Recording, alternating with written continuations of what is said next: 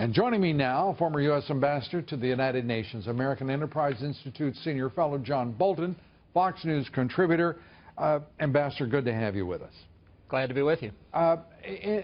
This is a departure for the administration to make this effort to show the North Koreans that we are serious and that they would face some consequences if they continue. What do you make of it? Well, I think the president has paid so little attention to the North Korean threat that what you see happening in East Asia is our military, thankfully, acting on autopilot. I mean, obviously, North Korea just detonated its 5th nuclear device. There's chatter already that they may be about to do a 6th. South Korea feels very threatened. And we've just demonstrated to North Korea that they shouldn't even think about any hostile action because, as former Secretary of State Colin Powell used to say when he was a civilian, that if North Korea tried anything like that, we would turn that country into a charcoal briquette. Now, unfortunately, the president's not doing the same thing with respect to Iran, and I think the difference is really striking. It is. You use the word autopilot. You don't think the commander-in-chief ordered that? No, I don't.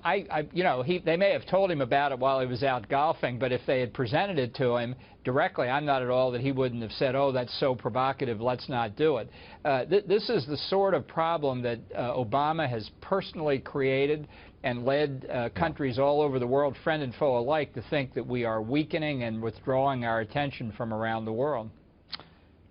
Speaking of what he has created, and the mistakes that have been made in every quarter, it seems, of the world, the State Department, the Obama State Department, at least the part that is not governed by the Clinton cartel, today acknowledged that the nuclear deal with Iran could well have led to the aggressive behavior, the increasingly aggressive behavior of Iran. Astonishing, do you not think? Well, I think it fits the definition of the Washington gaffe. That is to say, that poor spokesman spoke the truth inadvertently, and I'll be very interested to watch how they try and walk it back tomorrow. But the fact is, it's an accurate assessment. Look, the premise of Obama's nuclear deal was, one, that it would solve the Iranian nuclear threat, which it has not, and second, that it would change Iran's behavior fundamentally and make it into a civilized nation, which it has not. The behavior, the nuclear program continues unabated, and its provocative behavior in the Persian Gulf and its support for international terrorism all continues, in fact, enhanced by the tens of billions of dollars of assets we've unfrozen and given them, along with the payment for our hostages.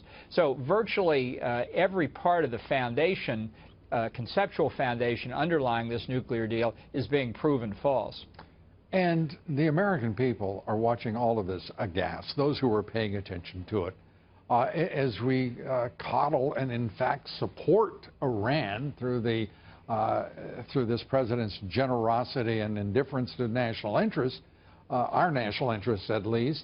Where does this, I mean, we've got, what, 5 months to get through here? I mean, it's going to be a narrow thing, isn't it? Yeah, I think we're in a very dangerous period. I think from now until the inauguration, and particularly the period after November 8th, before January 20th, when there are zero political consequences whatever for Obama, that we're very much in danger of him doing something for his legacy, real acts of ideology that put the United States at grave risk. But we're going to see others coming up soon. When he goes to the UN next week, get ready for it. What do you expect? It makes it sound like you expect him to surrender half of Western civilization or something to Tehran. Well, I think what he's going to do at the UN is very, very dangerous. He's going to try and bind the United States to the Comprehensive Nuclear Test Ban Treaty, even though the Senate has rejected it. I think we can dismiss that. But look, this is now the time when all of his ideological predilections that he's had to restrain for 7.5 years, I'm very worried they're going to come out. Even worse, our adversaries around the world, Russia in the Baltic republics, China in the South China Sea, Iran, North Korea.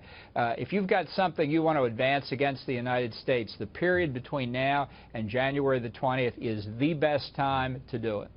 And the alliance, the burgeoning alliance between Russia and China, and particularly on display now in the South China Sea, creates a real quandary for U.S. foreign policy, and certainly for a president who's confused about the exercise of power and the advancement of U.S. interests, or even the defense of U.S. interests.